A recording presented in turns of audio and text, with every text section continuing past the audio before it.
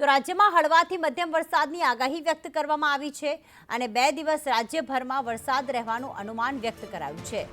દક્ષિણ ગુજરાત અને સૌરાષ્ટ્રમાં વરસાદની આગાહી, આ ઉપરાંત વીજ કડાકા સાથે મધ્યમ વરસાદની આગાહી કરવામાં આવી છે।